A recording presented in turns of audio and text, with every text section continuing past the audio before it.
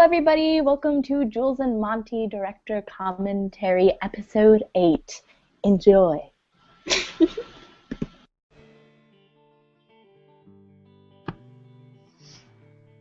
Oh, yeah, that picture, What a though. cutie. This song is Serotonin. Ty, I told you, I'm just doing. So this scene was actually supposed to be filmed outside and was one of like 4 scenes total that were going to be filmed that way. But then of course it rained that day, so we moved it into the campus. Not mine.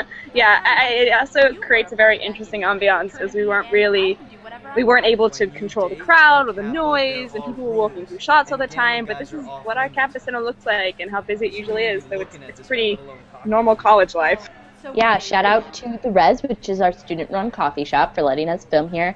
But also, I need to take this opportunity to tell my favorite story, or one of my favorite stories, which is that, so Andy and I were filming the scene, and, you know, we had filmed it a couple of times. We took, like, a couple of takes, and as you can see, like, there isn't a ton of movement. We weren't being very loud or annoying, but all of a sudden, during the middle of a take, we just hear someone yell, "Get a real job!" and throws a piece of balled up paper at the back of Andy's head and, like, nails him right in the back of his head. And, like, we were just like, that happened. Okay. Woman up and do this herself? Which is ridiculous because you're students anyway. Showing you all this. It's just Yeah, no, it was probably someone we knew just being a jerk, but, like, it was hilarious. Perhaps our tune from behind the counter? Over before it even began. Yeah, our tune works at the Res. I am the messenger. This is also one of my. Oh, sorry. I was just going to say that I love this shot because it's actually all just one giant take. We had a couple of one-shot wonders, so to speak, and this was the most impressive, I think, because we were walking directly through the campus center, we're dealing with crowds and everything else, and you're still able to hear everything and understand what's going on. That right there is probably our most successful, possibly only instance of getting, you know, a person not related to the project to keep walking through as if they were walking through. We held up signs saying, "It's okay, keep walking, don't look at the camera," like all these things, because people would just stop and stare at us and not know what to do. Fun fact, at this point in the filming process, so Paul and Marcus were actual housemates living in an apartment together, and their acting chemistry is just so hilarious. And maybe I'm biased because I love both Paul and Marcus so much, but I love watching Ben and Mercutio interact. Oh, I totally agree. And even like the off-camera stuff we got during the blog, or just watching them sit there and talk about anything and everything, or sing about anything and everything, it's pretty great. I messed up my lines so much during this take. It took me so long to get to this take. It was like, because this was a Friday day of filming, so I think I was like coming right from class, and I was like totally frazzled, and I was just like, look, words, lines, how do I act? You also were talking the entire time. So this is another instance where Ben was talking about boobs and everything. Modesty in the show. My bad. Nancy, commend me to thy But that lady dress is mistress. so good. I'm not messing around with Jules. I really like her. And if she Nancy's like, I almost kind of liked better interacting with Monty, like, when we first met each other, because, like, this scene, filming it with, like the death glares that I gave you, Ed, and then, like, that moment where we kind of, like, relaxed around each other, like, it was so fun for me to film. Well, Evie, I adore acting with you. It's one of my favorite things that I don't get to do nearly enough of. I miss our days of Pompey and Overdone. But one of the reasons why this scene was so much fun was it was before you hated me as a character, so we actually got to, like, for a little while, smile and be happy, and that was nice. I love acting with that. Do you hear the airplane above me? Sorry. I'm gonna wait for it to go. When I did send the nurse. In half an hour, she promised to return, and yet she has not come. Were you going to talk about the webcam effect? Because this is So the reason why, this changes is because if you're following the transfer of the camera, Nancy had the handheld camera, hers and Jules, so that's how she was filming that conversation with Monty. So we wanted it to look like Jules was vlogging using, like, a Max photo booth or something like that, and I think that it looks great. I think that's something that Ben did in post.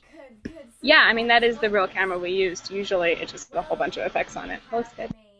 I was also going to say that this was a reshoot. We only had a couple of reshoots in the whole series, and this was one of them because the blocking just didn't come off well in the first one, and it was a little bit too well lit and all of that, so this is a different day. And for a hand and a foot and a body. I love these lines from the original text.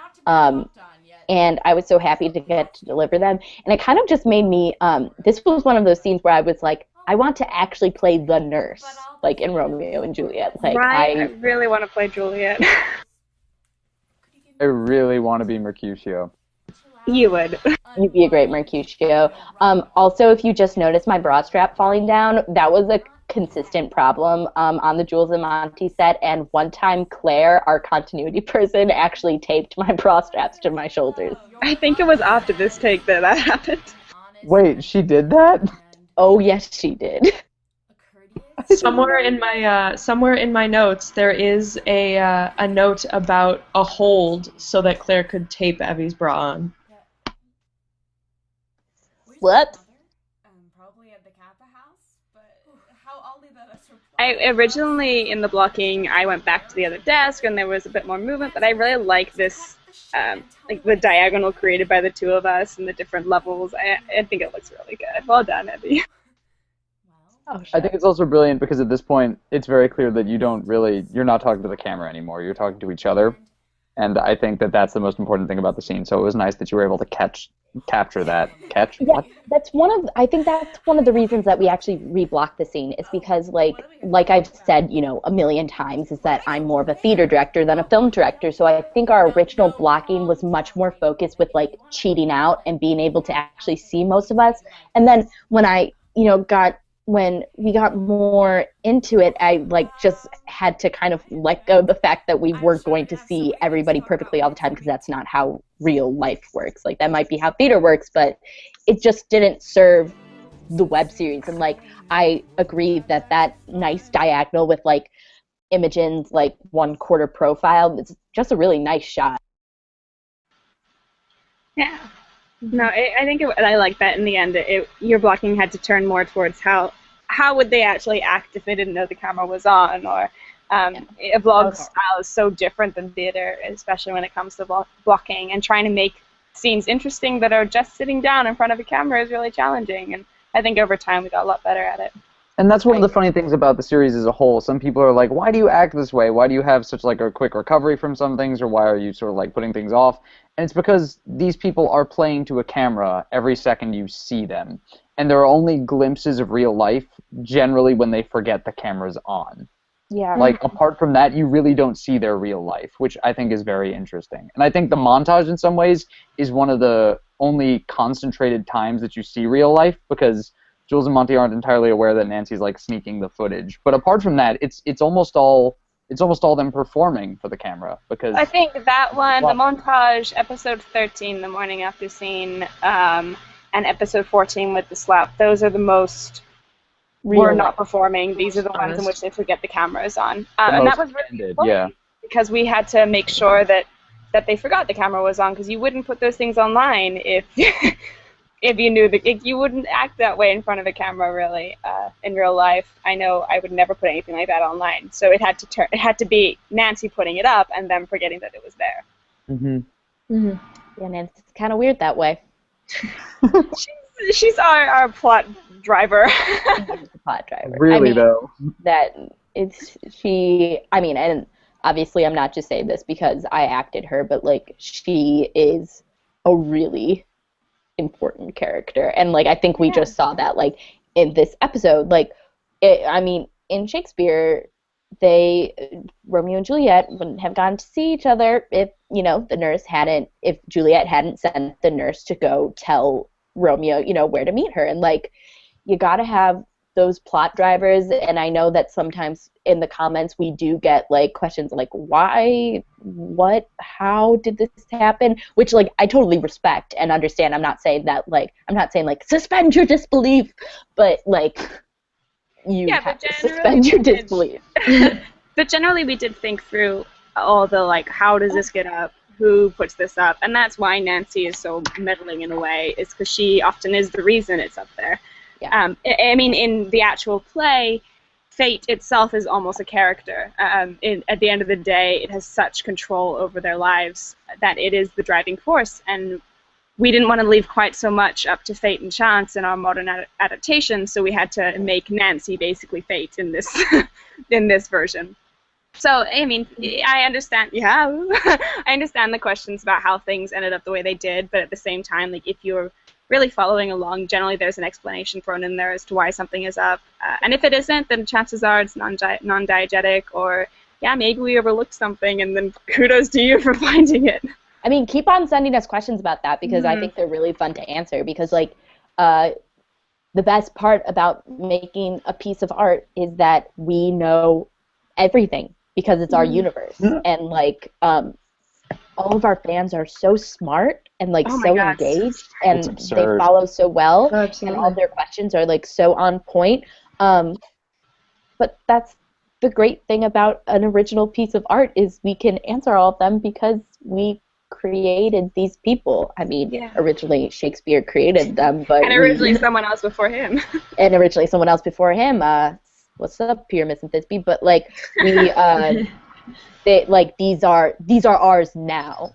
Yeah, and I think it also is part of the joy of this medium in particular. I mean, this sort of thing, you know, for college students sitting down to talk about something they created wasn't really reality until the internet and YouTube came along and all of that. And the fact that we can have these conversations over Tumblr and YouTube and all this sort of stuff is so cool, because it means our interaction with watchers is way more immediate. And can be a conversation rather than, here, watch what we did and have opinions but don't share. I love that we can share opinions about it. Yeah. Cool. Well, thank you for